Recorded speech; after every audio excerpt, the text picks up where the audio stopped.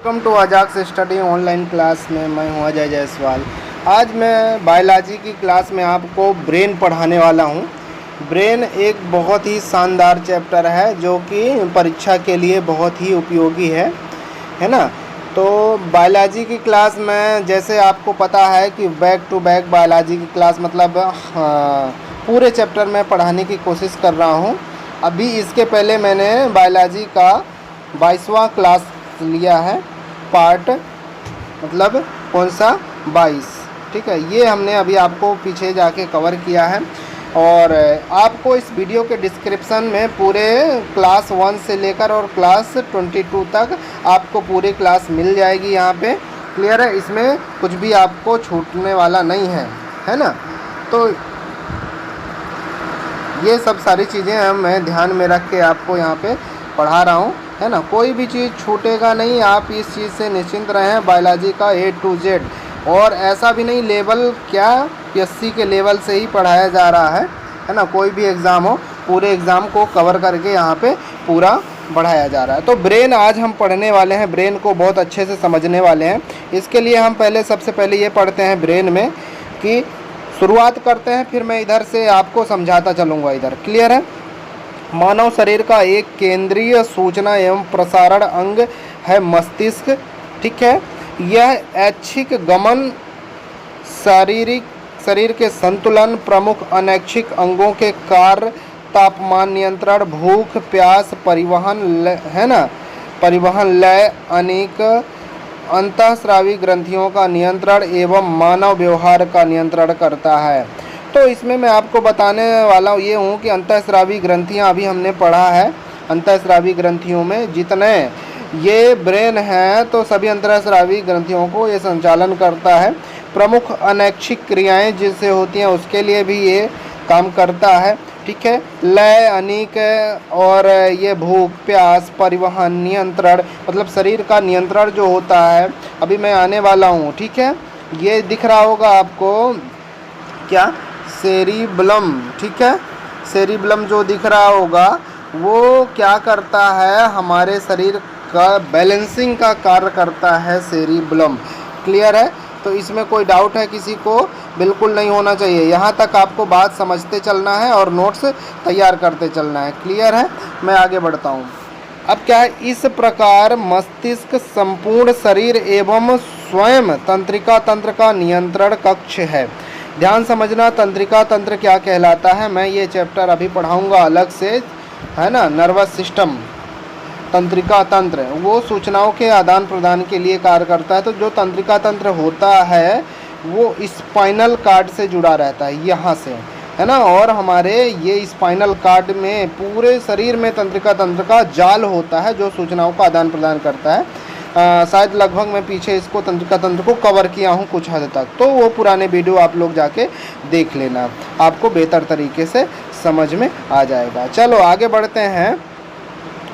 मानव मस्तिष्क क्रेनियम के अंदर सुरक्षित होता है। अब यहाँ पे क्रेनियम आया है तो क्रेनियम को मैं आपको बताने वाला हूँ। ये क्रेनियम बाहर का ये आवरण दिख रहा है ना, ये बहुत ही मजबूत पार्ट होता है क्रेनियम। ये देखो बिना क्रेनियम के ये वाला पार्ट दिख रहा होगा आपको, है ना। और ये जो बाहरी पार्ट है वो क्रेनियम मतलब जो हमारा खोपड़ी है उसी का बना हुआ है ना। उसी को क्रेनियम बोला जाता है। क्लियर है। तो ये क्रेनियम कहलाता है ना। क्रेनियम मस्तिष्क को बाहरी आघातों से बचाता है। जो ये मस्तिष्क अंदर ये दिख रहा है ये बहुत मुलायम होता है, तो इसकी सुरक्षा के लिए क्रेनियम होता है। परीक्षा के लिए प्रश्न हो गया कि मस्तिष्क किस आवरण के द्वारा घिरा रहता है, क्रेनियम के द्वारा, ठीक है ना।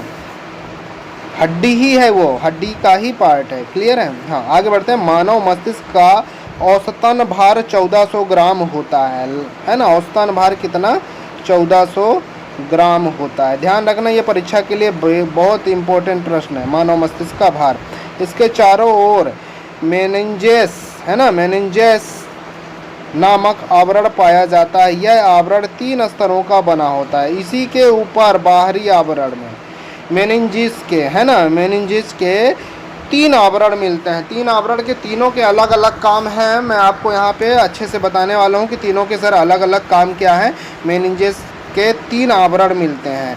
ये परीक्षा के लिए बहुत ही उपयोगी है ना, कि क्रेनियम के ऊपर भी ध्यान रखना, मस्तिष्क के ऊपर, है ना, मेनिंजेस का आवरण भी उपस्थित होता है। कितने लेयर में होता है सर? 3 लेयर में। ये चीज़ हम बहुत बारीकी से समझते चलेंगे, है ना। इस आवरण की सबसे बाहरी परत, है ना, ड्यूरामेटर,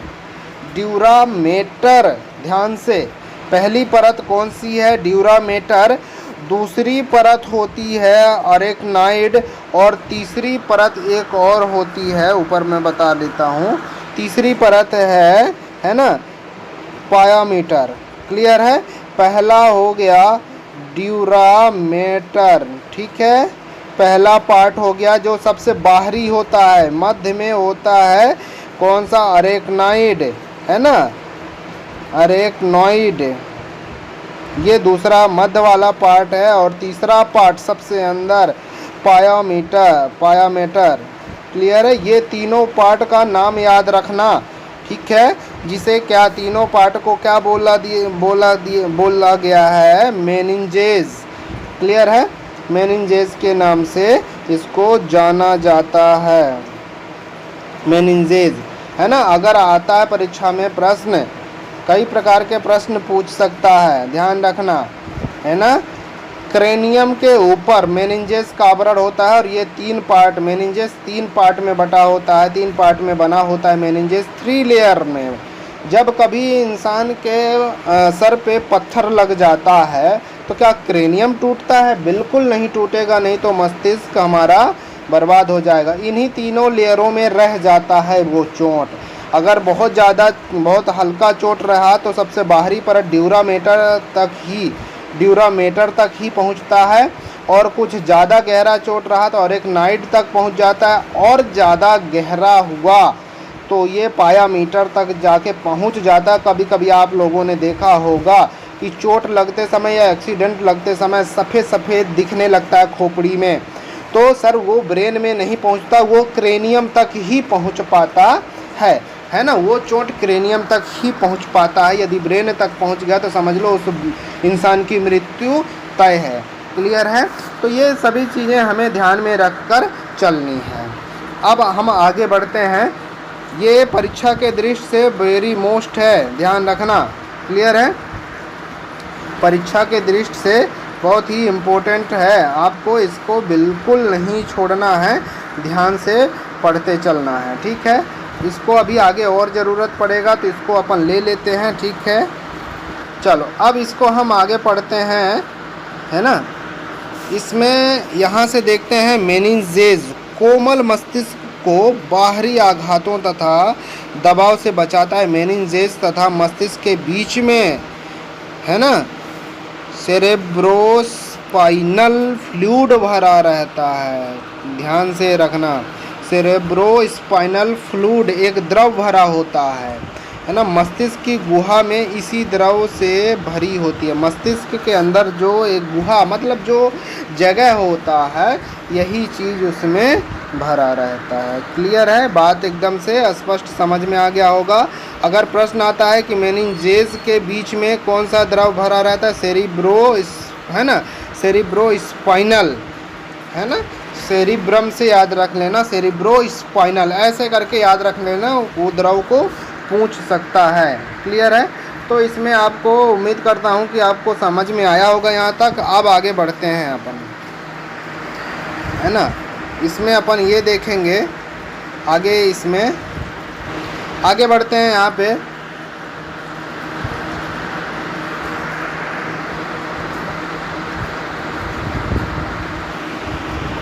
इसको साथ में लेके चलेंगे, छोड़ेंगे नहीं, क्योंकि इसी से तो हमें समझना है ना। मानव मस्तिष्क को 3 भागों में बांटा गया है। सर ये 3 भाग कौन कौन से हैं? ये बहुत मोस्ट है, ध्यान से समझना। अग्र मस्तिष्क, मध्य मस्तिष्क और पश्च मस्तिष्क, फोर ब्रेन, मिड ब्रेन और पश्च मस्तिष्क। क्लियर है? ये 3 पार्ट हो गए, ध्यान से समझना। यहाँ पे 3 पार्ट कौन कौन से हो गए? ये एक, ये और ये एक, ये पश्च मस्तिष्क। अग्र वाला, मध्य वाला और ये पश्च, ये हो गया मध्य, ठीक है, अग्र और ये पश्च, ठीक है, ये तीनों मस्तिष्क। क्लियर, एकदम समझ में आ रहा है। अब ये फोर ब्रेन में क्या क्या उपस्थित होता है वो हम पढ़ेंगे। सेरिब्रम, थैलमस और हाइपोथैलमस, ये तीनों चीज़ें किसमें, फोर ब्रेन में उपस्थित होता है, ठीक है, फोर ब्रेन में उपस्थित होता है। ये यहाँ पे हम पूरी तरीके से कवर करेंगे। फोर, जैसे अभी हम पढ़े हैं ना, पिछली वीडियो में हमने पूरी तरीके से क्या पढ़ा है, थैलमस को पढ़ा है और हाइपोथैलमस को, ये दोनों इसको पढ़ा है, ठीक है। सेरिब्लम और सेरिब्रम दो है। सेरिब्लम यहाँ पे आता है, ध्यान रखना, ठीक है, और सेरिब्रम ये अग्र मस्तिष्क में आता है। सेरिब्लम का अगर देखा जाए, है ना, सेरिब्लम, सेरिब्लम हमेशा पश्च मस्तिष्क में, और सेरिब्रम वो हमेशा अग्र मस्तिष्क में उपस्थित होता है। क्लियर है, बात समझ में आ गई पूरी तरीके से। चलो आगे बढ़ते हैं। क्लियर है, पूरी तरीके से समझ में आ रहा होगा। अब मैं आपको यहाँ पे बताने वाला हूँ ये मिड ब्रेन, मध्य मस्तिष्क, है ना। सेंसरी ऑर्गन्स इसमें पूरे उपस्थित होते हैं। सेंसरी ऑर्गन्स जैसे ईयर हो गया, आइज़ हो गया, है ना, कान, आँख, ये दोनों चीज़ें होती हैं, इसके ऑर्गन्स यहाँ से जुड़े होते हैं।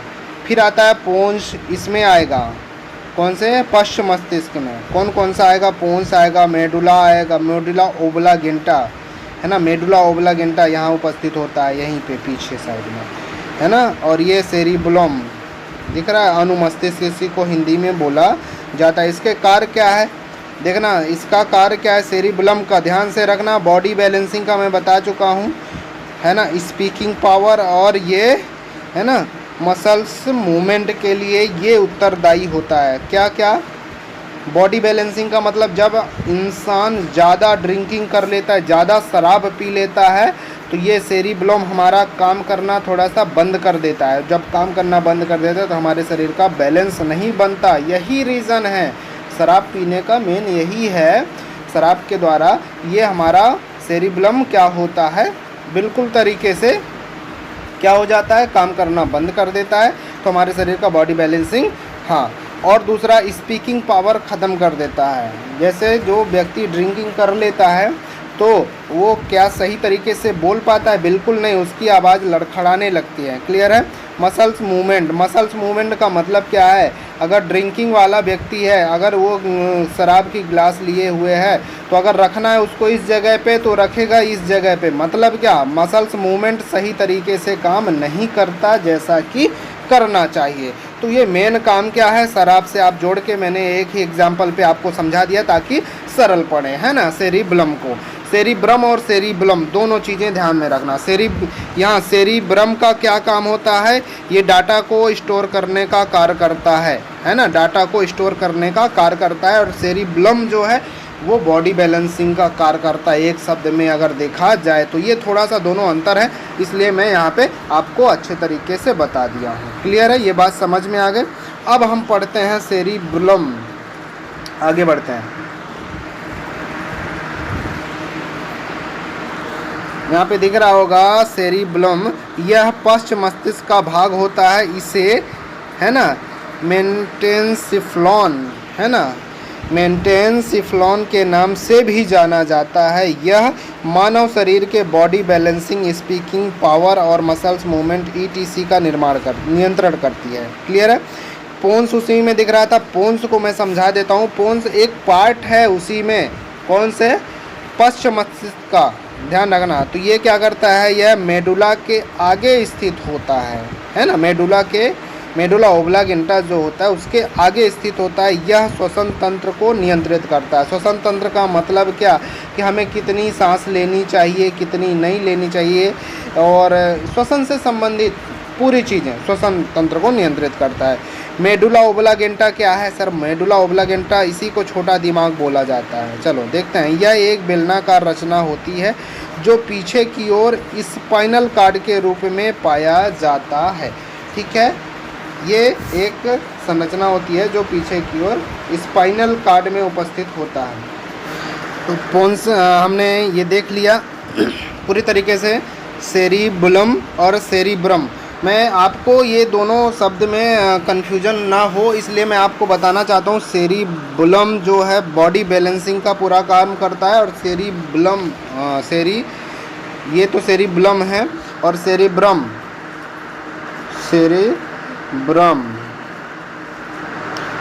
ये कहाँ पे होता है? ये फ्रंट मस्तिष्क में होता है, वो फोर ब्रेन में होता है सेरिब्रम। फोर ब्रेन में, जैसे मैं आपको दिखाना चाह रहा हूँ, यहाँ पे देख लेना। ये यहाँ पे आपको दिख रहा होगा, ये सेरिब्रम है और सेरिबुलम, दोनों में अंतर समझ में आ रहा है। ये पूरा छोटा दिमाग इसी को बोला जाता है। ये बॉडी बैलेंसिंग का कार्य करता है पूरा। एक शराबी इसी का मार झेलता है ना, इसी को वो अपने बर्बाद करता है शराब और ड्रिंक पी पी के। सेरिब्रम जो है ये डाटा है ना, डाटा स्टोर करता है जो हमारे माइंड पे स्टोर होता है। सर ये पोन्स का क्या काम होता है? पोन्स को हमने आपको बताया कि ये मेडुला के आगे स्थित होता है। मेडुला कहाँ पे स्थित होता है? मेडुला के ये आगे स्थित होता है। यह श्वसन तंत्र को नियंत्रित करने का कार्य करता है। कुल मिला के ये श्वसन तंत्र को नियंत्रित करता है। मेडुला कहाँ पे होता है सर? मेडुला मैं आपको दिखाना चाह रहा हूँ। मेडुला देख लो, पहले समझ लो। मेडुला ओब्लांगेटा के बारे में भी मैं अभी पढ़ाऊँगा, देख लो। ये मेडुला ओब्लांगेटा है, जस्ट इसके ऊपर दिख रहा है, ये पोन्स दिख रहा है ना, यहाँ पे ये एरिया पोन्स का है। क्लियर है? समझ में आ रहा होगा, ये एरिया पोन्स का है, पूरी तरीके से आपको दिख रहा होगा, है ना। ऐसे ही अपने को समझते चलना है। ये पिट्यूटरी ग्लैंड अभी हम पीछे की क्लास में पढ़ चुके हैं, और ये थैलमस भी पढ़ चुके हैं, हाइपोथैलमस भी पढ़ चुके हैं। तीनों चीज़ों हमने अभी अंतःस्रावी ग्रंथि में पढ़ लिया है पूरी तरीके से। ये ब्रेन स्टेम होता है, स्टेम समझ रहे हैं, मेन आधार होता है ब्रेन का। स्पाइनल कार्ड, अभी एक शब्द आया था स्पाइनल कार्ड, ये दिख रहा है अंदर, ये हड्डी इसका स्पाइनल कार्ड, इसी को बोला जाता है। यहीं से जुड़ा रहता है ये तंत्रिका तंत्र, पूरा यहीं से कंट्रोल करता है, स्पाइनल कार्ड के माध्यम से ही कंट्रोल करता है। क्लियर है? मेडुला ओब्लांगेटा का इसमें बहुत अहम रोल होता है। यहीं से सबसे अंतिम पार्ट मेडुला ओब्लांगेटा होता है जो स्पाइनल कार्ड से जोड़ने का कार्य करता है, मस्तिष्क को स्पाइनल कार्ड से जोड़ने का कार्य करता है। क्लियर है? पूरी तरीके से समझ में आ गया होगा। ये किससे जाके जुड़ता है? मेडुला ओब्लांगेटा स्पाइनल कार्ड और रीढ़ की हड्डी से जाके जुड़ता है। हड्डियों के बीच में एक कैनाल उपस्थित होता है जिसे न्यूरल कैनाल कहा जाता है। न्यूरल कैनाल कहा जाता है। ठीक है? यह हड्डियों के बीचों बीच स्थित होता है। क्लियर है? अब ये क्या है कि इसी के अंदर, इसी में अनैच्छिक क्रियाओं का नियंत्रण केंद्र स्थित होता है। इसी के अंदर जो है अनैच्छिक क्रियाओं का केंद्र स्थित होता है। अनैच्छिक क्रिया क्या होती है सर? अनैच्छिक क्रिया को समझना, अनैच्छिक क्रिया क्या कहलाती है? जो अनैच्छिक क्रिया जो हमारी इच्छा के अनुसार नहीं होता। छींक आना, क्या आपको पता है कि जब हम चाहें तभी छींक आएगा? नहीं आएगा ना, वो अपने इच्छा अनुसार ही आएगा। क्लियर है? वो हमारी अनैच्छिक क्रिया है, हम चाहकर भी उसे नहीं रोक सकते हैं। इसी टाइप से बहुत हमारे पास अनैच्छिक क्रियाएं हैं। क्लियर है? अब आ जाते हैं नोट्स में फिर से। यहाँ तक हमने देख लिया, आगे बढ़ते हैं।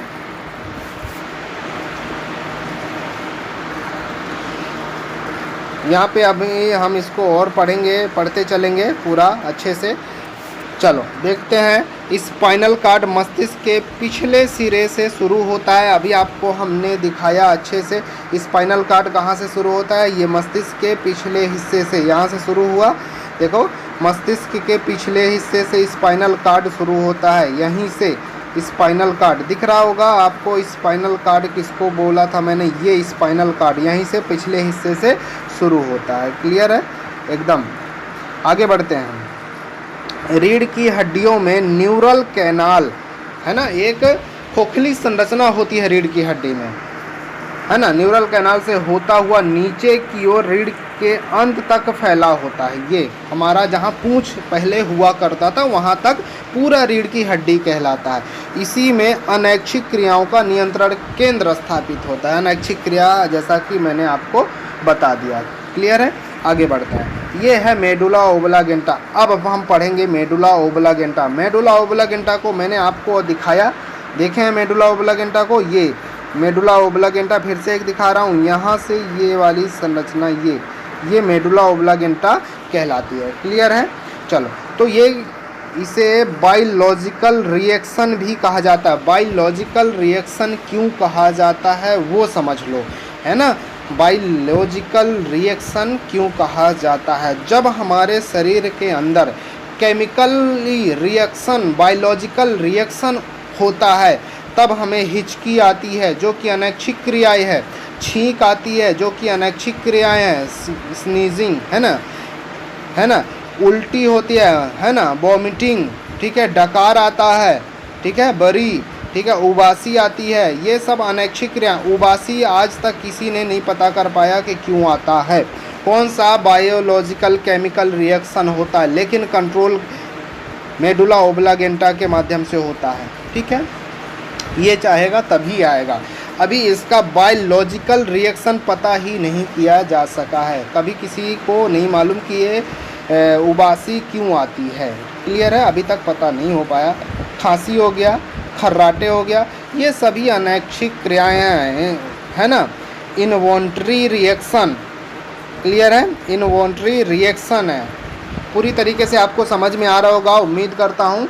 अच्छा लग रहा है वीडियो तो लाइक ज़रूर कर देना। इसके लिए मैं आपके लिए बहुत ज़्यादा मेहनत कर रहा हूँ आपको समझाने के लिए, तो प्लीज़ वीडियो को लाइक करना। मैंने खुद अपना नोट्स बनाया है, फिर आपको पढ़ा रहा हूँ, तो सोचो कितनी मेहनत कर रहा हूँ। और जो हमारे वीडियो में नए हैं, चैनल में नए हैं, तो वीडियो को सब्सक्राइब कर लें ताकि मैं कोई भी वीडियो डालूँ तो आपको नोटिफिकेशन मिल सके और आप उस वीडियो को देख सकें। तो कंप्लीट स्टडी हम करवाएंगे, पूरा कंप्लीट, जो भी जैसे साइंस चल रहा है तो A to Z पूरा पढ़ाएंगे। ऐसा नहीं कि यूट्यूबर के, अन्य यूट्यूबर के माध्यम से एक टॉपिक पे डाल दिया फिर पता नहीं गायब हो गए, ऐसा कुछ भी नहीं है। पूरा चीज़ हम पढ़ाएंगे आपको और पूरा टॉपिक कंप्लीट करवाएंगे। तो चलें देखते हैं इनवॉल्यूंटरी में अनैच्छिक, voluntary reaction, involuntary reaction, clear है। ये वाइटल रिएक्शन पहले देखेंगे और एसेसरी रिएक्शन। इसमें दो प्रकार के अनैच्छिक क्रियाएं होती हैं, दो प्रकार की अनैच्छिक क्रिया। एक अनैच्छिक क्रिया ये वाली होती है वाइटल रिएक्शन। अगर वाइटल रिएक्शन हमारे शरीर पे ना हो तो इंसान की मृत्यु हो जाती है, लेकिन एसेसरी रिएक्शन अगर ना हो तो इंसान की मृत्यु नहीं हो सकती। कैसे, मैं समझा रहा हूँ। वाइटल रिएक्शन का मतलब क्या है? जैविक क्रिया। जैविक क्रिया का मतलब ब्लड प्रेशर, है ना। ब्लड प्रेशर क्या हमारा कंट्रोल होता है जब हम ज़्यादा रनिंग कर लेते हैं, हमारे अंदर ब्लड प्रेशर ज़्यादा हो जाता है, तो क्या हम अपने ब्लड प्रेशर को अपने मन के अनुसार कम कर सकते हैं? बिल्कुल नहीं कर सकते। इसीलिए वो अनैच्छिक है, हमारे इच्छा के अनुसार बिल्कुल नहीं चलता। समझना इस चीज़ को। हार्ट बीट को क्या हम अपने अनुसार उसे धड़का सकते हैं? 1 मिनट में 72 बार अगर हमारा हार्ट बीट धड़कता है तो क्या हम उसे 80 बार या फिर 60 बार कर सकते हैं? नहीं किया जा सकता ये, इसलिए वो अनैच्छिक क्रिया है। लेकिन अगर ये रिएक्शन अगर रुक जाए, वाइटल रिएक्शन हमारे शरीर में रुक जाए तो इंसान की मृत्यु हो जाएगी। यदि किसी की हार्ट बीट रुक जाती है तो क्या इंसान की मृत्यु हो जाती है। रेस्पायरेशन हो गया, उसी प्रकार डाइजेस्टिव हो गया, खाना पचना, है ना, खाना पचना हो जाए, ना पचे तो इंसान की मृत्यु हो जाएगी। उत्सर्जन हो गया, है ना, एक्सक्रिएशन, ठीक है, ये ना हो तो इंसान की मृत्यु हो जाएगी। लेकिन क्या हिचकी ना आएगी तो आपकी मृत्यु होगी? नहीं आएगी, नहीं होगी। स्नाइजिंग, छींक नहीं अगर आएगा तो क्या मृत्यु होगी? छींक आएगा तो क्या मृत्यु होगी? ऐसा कुछ भी नहीं है। इसलिए इसे एसेसरी रिएक्शन में रखा गया है। तो इनवॉल्यूंटरी रिएक्शन 2 प्रकार का होता है, वाइटल रिएक्शन और एसेसरी रिएक्शन, है ना। एसेसरी का मतलब सहायक क्रिया, है ना, ये और जैविक क्रिया, दो चीज़ों में हमें विशेष रूप से यहाँ पे समझना है, ध्यान देना है। क्लियर है, समझ में आ गया होगा उम्मीद करता हूँ। आगे बढ़ते हैं, आगे और मज़ा आने वाला है। हाँ, स्पाइनल कार्ड को हम अच्छे से यहाँ पे देखते हैं। क्लियर है, स्पाइनल कार्ड क्या है? मेडुला ओब्लांगेटा का पिछला भाग मेरुरज्जु बनाता है। मेरुरज्जु ही स्पाइनल कार्ड है, हिंदी नाम है इसका मेरुरज्जु। मेरुरज्जु का अंतिम सिरा एक पतले सूत्र के रूप में होता है। अंतिम सिरा एक पतले सूत्र के रूप में, कहने का क्या मतलब, जो हमारा पहले इंसान में पूँछ हुआ करता था, अब पूँछ नहीं है। अगर अपन टच करते हैं उस जगह पे तो एक हुंडी सा दिखाई, समझ में आता है, वही है। ठीक है, मेरुरज्जु को चारों ओर ड्यूरामेटा, अरेक्नाइड और पायामेटर पाया जाता है। मेरुरज्जु के चारों ओर, क्लियर है, तीन लेयर, ये तीनों कौन से? मेनिंजेस में कौन सा? ड्यूरामेटर, अरेक्नाइड और पायामेटर। पायामेटर सबसे अंदर वाली संरचना है, 3 लेयर होता है इसमें भी। क्लियर है, हाँ। मेरुरज्जु के मध्य में एक नाल पाई जाती है। नाल को मैंने आपको बताया, जिसे सेंट्रल कैनाल कहा जाता है। सेंट्रल यानी केंद्रीय कैनाल। क्लियर है, मेरुरज्जु के बीचों बीच एक नली होती है जिसे सेंट्रल कैनाल कहा जाता है। अब आगे समझते हैं मेरुरज्जु या स्पाइनल कार्ड के कार्य क्या हैं। मेरुरज्जु स्पाइनल, यह प्रतिवर्ती क्रियाओं का नियंत्रण एवं समन्वय स्थापित करती है। यह मस्तिष्क से आने जाने वाले उद्दीपनों का संवहन करती है। बात समझ में आया? नहीं आया तो मैं बता रहा हूँ, प्रतिवर्ती क्रिया क्या है और आने जाने वाले उद्दीपनों का क्या है। पहले तो आप प्रतिवर्ती क्रिया समझो। प्रतिवर्ती क्रिया का क्या मतलब होता है? यदि हम गर्म तवे पे क्या है, अपना हाथ टच हो जाता है तो तुरंत फटाक से विदिन सेकंड, माइक्रो सेकंड हटा लिया जाता है। वही है प्रतिवर्ती क्रियाएं, है ना। अगर हमारा मेरुरज्जु कार्य करना बंद कर दे तो अगर गर्म तवे में हाथ पड़ गया तो समझ लो तवा, हाथ हमारा जल जाएगा। तवा नहीं जलेगा, हाथ जल जाएगा। क्लियर है, तवा को ही जला देना, है ना, वो तो पहले से ही जल रहा है, अब कितना जलाओगे। दूसरा, यह मस्तिष्क के आने जाने वाले उद्दीपनों का संवहन। उद्दीपन का मतलब मैसेज को यहाँ से वहाँ पहुँचाने का कार्य करता है। मैसेज का क्या मतलब? यदि मैं अपने पेन से लिख रहा हूँ ना, तो जो माइंड सोच रहा है वो हाथ हमारा उंगली कर रहा है कि नहीं कर रहा है? बिल्कुल कर रहा है। तो सोच माइंड रहा है, उंगली में मैसेज आ जाता है। यही काम है उद्दीपनों का संवहन करना। यही मेरुरज्जु के माध्यम से, स्पाइनल कार्ड के माध्यम से होता है। ये पूरा तंत्रिका तंत्र, मेरुरज्जु, रीढ़ की हड्डी, ये सब मिलके ये कार्य करते हैं। अकेले मेरुरज्जु के बस की बात नहीं है, स्पाइनल कार्ड के बस की बात नहीं है, ये सभी मिले हुए होते हैं। क्लियर है, चलो आगे बढ़ते हैं।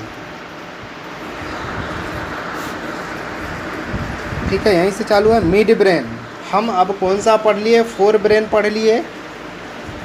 पढ़ लिए, सेरिब्रम पढ़ा अपन ने ना, सॉरी, अभी अपन हिड ब्रेन पढ़े हैं। हिड ब्रेन पढ़ा है जिसमें सेरिबलम, पोन्स, मेडुला ओब्लांगेटा, ये तीनों चीज़ें हमने कवर किया है। ठीक है, कोई दिक्कत नहीं, फोर ब्रेन अभी पढ़ लेंगे, है ना। अभी हिंड ब्रेन अपन ने पढ़ा है, पश्च मस्तिष्क। अब हम पढ़ेंगे मिड ब्रेन यानी मध्य मस्तिष्क, जो कम है उसको, इम्पोर्टेंट है उसको पहले कवर कर लेते हैं। मिड ब्रेन, यह भाग मस्तिष्क के मध्य भाग में स्थित होता है। मिड का मतलब यह मध्य भाग। इसमें अनेक तंत्रिकाएं कोशिका समूहों में स्थित होती हैं। क्लियर है, यह मस्तिष्क संवेदी अंगों में से 2 संवेदी अंगों को नियंत्रित करता है। किनको? आँख और कान को, ये 2 संवेदी अंगों। मिड ब्रेन का सिर्फ यही काम है। कुल मिला के मध्य मस्तिष्क यही सेंसरी ऑर्गन्स को ही नियंत्रण करता है, आँख और कान को। क्लियर है, मिड ब्रेन में और कुछ भी नहीं है। फोर ब्रेन में आते हैं। फोर ब्रेन का क्या कहना है? क्लियर है, फोर ब्रेन क्या कहता है? फोर ब्रेन तो पता ही है, अग्र मस्तिष्क। क्लियर है, अग्र मस्तिष्क। फोर ब्रेन में क्या पढ़ना है? सेरिब्रम। फोर ब्रेन का सेरिब्रम पहला। क्लियर है। यह मस्तिष्क के शीर्ष, पार्श्व तथा पश्च भाग को ढके रहता है। फोर ब्रेन, ध्यान रखना, शीर्ष, पार्श्व तथा पश्च भाग को ढके रहता है। फोर ब्रेन दिखाया था अभी इसमें आपको मस्तिष्क में, चित्र में। चलो आगे अभी दिखा दूंगा। यह मस्तिष्क का सबसे बड़ा भाग होता है। फोर ब्रेन मस्तिष्क का सबसे बड़ा भाग होता है। यह पूरे मस्तिष्क का 2/3 भाग होता है। सबसे बड़ा है तो 2/3 हिस्सा इसका होता है। कहने का क्या मतलब, 3 हिस्सों में से 2 हिस्सा तो इसी का है, बाकी एक हिस्से में 2 लोग बटे हुए हैं। क्लियर है, समझना। यह 2 खांचों द्वारा दायां एवं बायां में बटा होता है। फोर ब्रेन मस्तिष्क 2 खांचों में रहता है, दायां और बायां। क्लियर है। ये एक दूसरे से जुड़े होते हैं। गोलार्ध में अनेक उभरी हुई संरचनाएं होती हैं जिससे गायरस, गोलार्ध में जो संरचना उभरी हुई होती है जिसे गायरस कहते हैं। गायरस का नहीं समझ में आ रहा है, गायरस क्या है, उभरी हुई संरचना। चलो दिखा देता हूँ मैं गायरस क्या है। चलो इसमें अच्छे से दिख रहा है गायरस। देखो ये उभरी हुई संरचना, ये ऐसे ऐसे नहीं दिख रहा है, ये तिड़िर मिड़िर ऐसा करके बहुत ऐसे ऐसे, ये यही गायरस, इसी को गायरस कहा जाता है। ये उभरी हुई संरचना होती है, दिख रहा है ना, ये बहुत जाल जैसे संरचना। इसीलिए मस्तिष्क आज तक ट्रांसप्लांट नहीं हो सका है, एक जगह से दूसरे जगह में नहीं, एक शरीर से दूसरे शरीर में नहीं बदला जा सका है, सिर्फ ब्रेन को, है ना। ये इसकी संरचना बहुत जटिल है ना। ये देखो, ये इसी को गायरस बोला जाता है। क्लियर है, समझना। सेरिब्रम, ध्यान रखना, सेरिब्रम है ना कि सेरिब्लम, ठीक है। सेरिब्रम मानव शरीर की बुद्धिमत्ता तथा चतुराई का केंद्र है, ध्यान रखना, है ना। मैंने बताया था डाटा स्टोर, बुद्धिमत्ता, चतुराई, मतलब ये आईक्यू है। सेरिब्रम आईक्यू है, ये ध्यान रखना। एक शब्द में अगर कहा जाए तो आईक्यू और सेरिब्लम बॉडी बैलेंसिंग। अंतर समझ में आ गया, बिल्कुल क्लियर। ऐसे ही क्लियर कट में पढ़ना है, कोई कंफ्यूजन नहीं आएगा, नहीं तो एग्ज़ाम टाइम में हम भूल जाएंगे। सेरिब्रम मतलब आईक्यू और सेरिब्लम मतलब बॉडी बैलेंसिंग, बस ऐसे ही। देखो किसी टॉपर ने कहा है कि हम कोई अलग चीज़ नहीं पढ़ते हैं, ठीक है, उसी को बस अलग तरीके से अपने को कंप्लीट करना है। बात समझ में आ गई? तो अपना जोश और जुनून बनाए रखिए, हमारे साथ रहिए। मैं आपके उज्जवल भविष्य की कामना करता हूं और आपको बेहतर प्लेटफॉर्म पे मैं ला रहा हूं, आपको बहुत अच्छे से पढ़ाऊंगा मैं, ठीक है। मेरे साथ बने रहिए वीडियो के लास्ट तक। अगर मज़ा आ रहा है तो वीडियो के कमेंट बॉक्स में मुझे बताइए, और अच्छा लग रहा हो तो लाइक भी कर दीजिए, नए हो तो चैनल को सब्सक्राइब कर लेना और घंटी के बेल आइकन को दबा लेना, नहीं तो नया वीडियो मिस हो जाएगा जो मैं अपलोड करूँगा। क्लियर है, आगे बढ़ते हैं। आगे इसमें क्या है, मानव के लिए ये पढ़ते हैं मेमोरी फॉर्मेशन। अब ये एक चीज़ आपको मैं बता रहा हूँ, ये फ्रंटल लोब, ऑक्सीपिटल लोब, ये क्या है। देखो यहाँ पे मैं आपको यहाँ पे बताना चाह रहा हूँ, यहाँ पे अच्छा इसमें नोट्स में नहीं लिखा हुआ है। ये मानव का जो ब्रेन है, मानव का जो ब्रेन है वो सेरिब्रम, जो सेरिब्रम है, कहने का मतलब सेरिब्रम किसको बोला जाता है। चलो सेरिब्रम एक बार मैं आपको अच्छे से दिखा देता हूँ फिर से, नहीं तो थोड़ा सा कन्फ्यूजन है इसमें, समझना। सेरिब्रम ये वाला जो पार्ट दिख रहा है बाहर का, सॉरी भाग रहा है, क्यों भाग रहा है बेटा, हाँ सेरिब्रम ये वाला जो पार्ट है ये, ठीक है ना, ये तो पूरा ब्रेन हो गया। सेरिब्रम यहाँ से आप देखेंगे कि यहाँ ऊपर वाला खोपड़ी पे, अभी यहाँ पे दिख नहीं रहा है, 2 पार्ट में बटा होता है, 2 पार्ट, बीच में गड्ढा ऐसा। रुको किसी में दिख रहा हो तो मैं दिखा देता हूँ आपको, किसी भी चित्र में नहीं है, ठीक है। सेरिब्रम 2 पार्ट में रहता है। चलो इसको मैं आपको दिखा रहा हूँ, ये दिख रहा है मस्तिष्क 2 पार्ट में दिख रहा होगा, ये देखो ये दिख रहा है, ये मस्तिष्क 2 पार्ट, ये पूरा सेरिब्रम है, ध्यान रखना, ये पूरा सेरिब्रम है।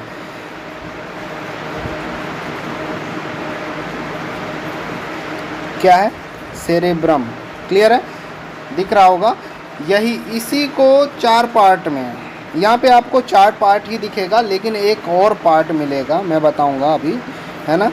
Frontal lobe, parietal lobe, temporal lobe और ओसिपिटल लोब। क्लियर है, ये सभी इसी के पार्ट हैं। किसके, ये अगर प्रश्न आता है सेरेब्रम को कितने पार्टों में बांटा गया है, क्लियर है, बता सकते हैं सेरेब्रम को कितने पार्टों में बांटा गया है।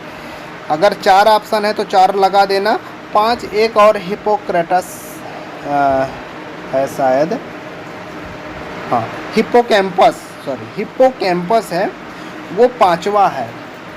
वैसे मुख्य रूप से 4 ही हैं। क्लियर है, तो 4 है तो ठीक है, 5 है ऑप्शन में, अगर 4 नहीं है तो लगा देना। अगर 4 दिया है तो हमें 4 ही लगाना है, 5 को नहीं लगाना है।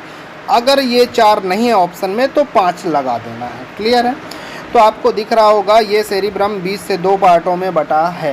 क्लियर है, कितने लोब में, ये 4 लोब्स में बटे होते हैं। गायरस दिख रहा है, ये गायरस अभी हमने बताया ना, ये गायरस है, पूरा दिख रहा होगा। क्लियर है, ये पूरे गायरस ही है, उभरा हुआ संरचना जो होता है यही गायरस है। अब इसका काम क्या होता है सेरेब्रम का, देखना इस पूरे का काम हम पढ़ने वाले हैं। मेमोरी फॉर्मेशन, ठीक है, मेमोरी फॉर्मेशन का मतलब क्या होता है, अरे मेमोरी को बनाना मिटाना, यही इसी का काम होता है। मेमोरी को बनाए रखना, जब ज़रूरत पड़े तो मिटा देना, ये काम होता है मेमोरी फॉर्मेशन। पीडी का होता है पर्सनालिटी डेवलपमेंट, इसी पे डिपेंड करता है। जब इंसान बढ़ता उसकी उम्र बढ़ती चली जाती है तो ये हमारा कौन सा सेरेब्रम का फ्रंटल लोब्स पढ़ रहा है। कितने 4 पार्ट होते हैं, 4 पार्ट लिख लेना आप नोट्स में, है ना। 4 पार्ट फ्रंटल लोब्स के बारे में अभी हम यहाँ पे पढ़ रहे हैं। फ्रंटल लोब्स, फिर पेरिएटल लोब्स पढ़ेंगे, टेम्पोरल लोब्स पढ़ेंगे, ओसिपिटल लोब। 4 लोब्स में बांटा गया है किसको, सेरेब्रम को। तो सेरेब्रम का यहाँ ये पहला है फ्रंटल लोब्स। फ्रंटल लोब का मेमोरी फॉर्मेशन, पर्सनालिटी डेवलपमेंट, है ना, ये पूरी चीज़ें आपको समझ में आ रही होगी कि पीडी क्या है, पर्सनालिटी डेवलपमेंट क्या है। कंसंट्रेशन पावर, कंसंट्रेशन का मतलब जैसे हम पढ़ाई करते हैं, कहने का मतलब आपको आज भी लग रहा होगा, आज अगर आप कॉलेज में हैं तो आपका 9th का क्लास का बुक इजी लग रहा होगा, और लेकिन जब 9th में रहे होंगे तो वही टफ लग रहा होगा। कहने का मतलब उम्र के साथ साथ हमारा फ्रंटल लोब अच्छे से काम करने लगता है और हमें कॉन्सेप्ट, है ना, कंसंट्रेशन पावर बढ़ने लगती है, हम ज़्यादा अच्छे से ध्यान लगा सकते हैं।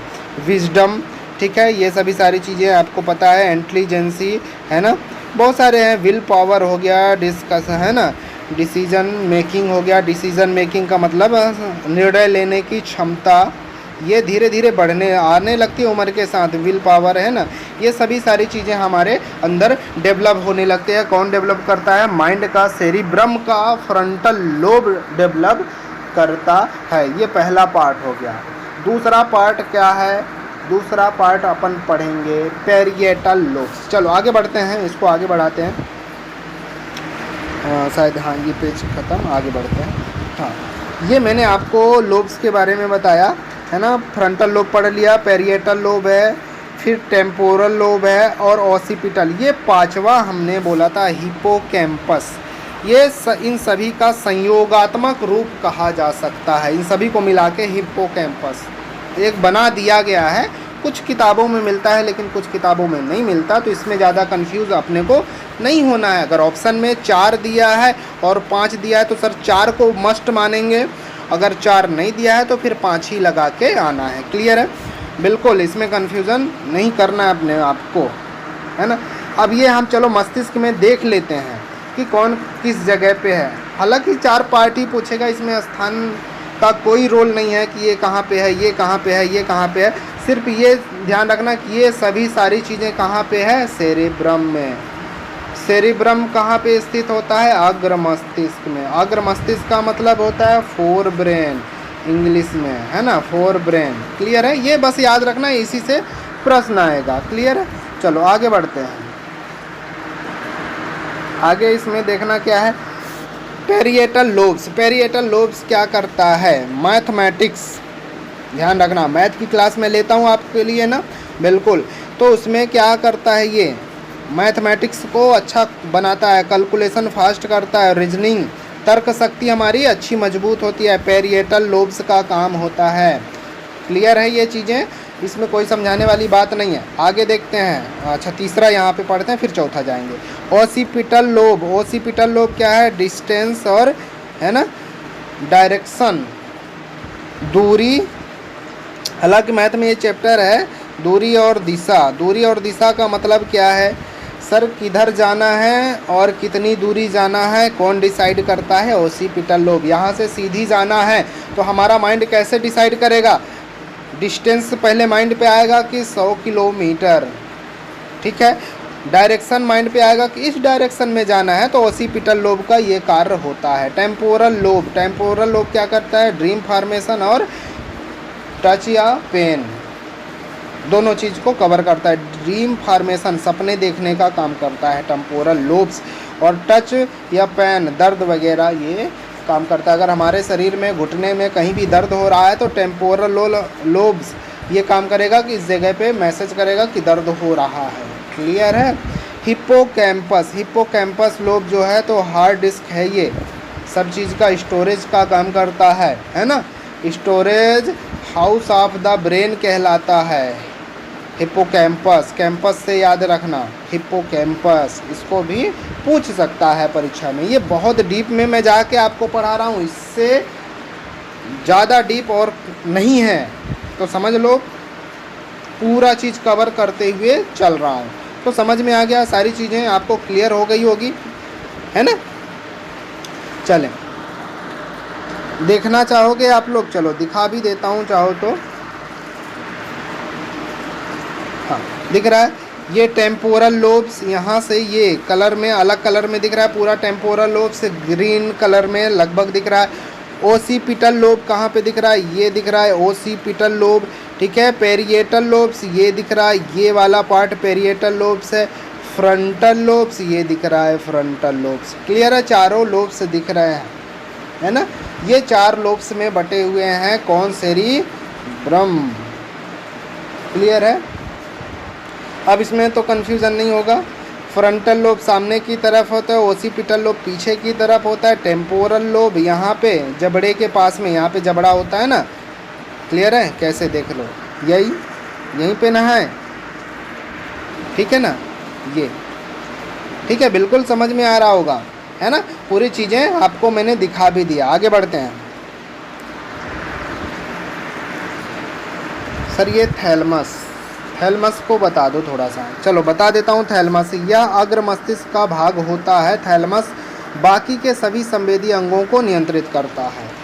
एक देखो, मिड ब्रेन जो था सिर्फ 2 संवेदी अंग, आँख और कान को, आँख कान का डॉक्टर है मिड ब्रेन, सीधा सा ऐसे समझ लो, आँख कान का डॉक्टर है, याद आ जाएगा। मिड ब्रेन मतलब मध्य मस्तिष्क। बाकी जो संवेदी अंग होते हैं, ठीक है ना, टंग मतलब टेस्ट, जीभ, जो जीभ होते हैं ना, जिह्वा, वो खाते हैं, वो संवेदी अंग ही है, ठीक है।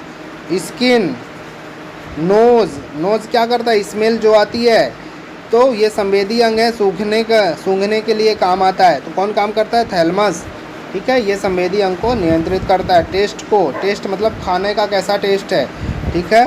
स्किन, स्किन मतलब गरम, ठंडा, पेन, टच। भाई हमारे स्किन को कोई छू देता है तो कैसे पता चलता है, कौन बताता है, माइंड पे टच होता है ना। माइंड कैसे, माइंड पे थैलमस जो है वो बताता है कि किसी ने आपको टच किया है। क्लियर है, बात एकदम क्लियर कट बताते चल रहा हूँ, इसमें कोई भी कन्फ्यूज़न नहीं होनी चाहिए। क्लियर है, हाँ बिल्कुल। मज़ा आ रहा है तो वीडियो को लाइक ज़रूर कर दें। चलो आगे बढ़ते हैं। अगला है सी, हाइपोथैलमस। हाइपोथैलमस हमने अभी पिछली कक्षा में भी पढ़ा है, वीडियो में, पुराने वीडियो में आप जाके देख लेंगे, अंतःस्रावी ग्रंथि में, वहाँ पे पूरी तरीके से आपको समझ में आ जाएगा। देखना चाहोगे तो हाइपोथैलमस मैं आपको दिखा देता हूँ। थैलमस कहाँ पे है, दिख रहा होगा आपको, ये थैलमस दिख रहा है, ये थैलमस, थैलमस का क्या काम होता है? बाकी संवेदी अंग को नियंत्रित करने का कार्य करता है, बस। ठीक है, बाकी आप पढ़ लेना हाइपोथैलेमस को पुराने वीडियो में जाके, इसमें मैं नहीं कवर कर रहा हूँ।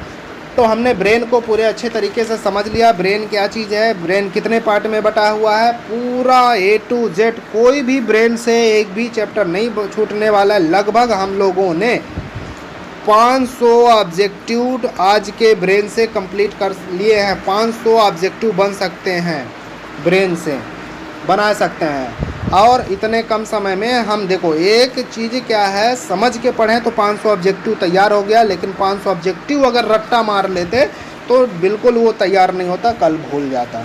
तो ठीक है, वीडियो अच्छा लगा हो तो फिर से मिलेंगे नेक्स्ट पार्ट में बायोलॉजी के नेक्स्ट क्लास में। अगला क्लास कौन सा होगा?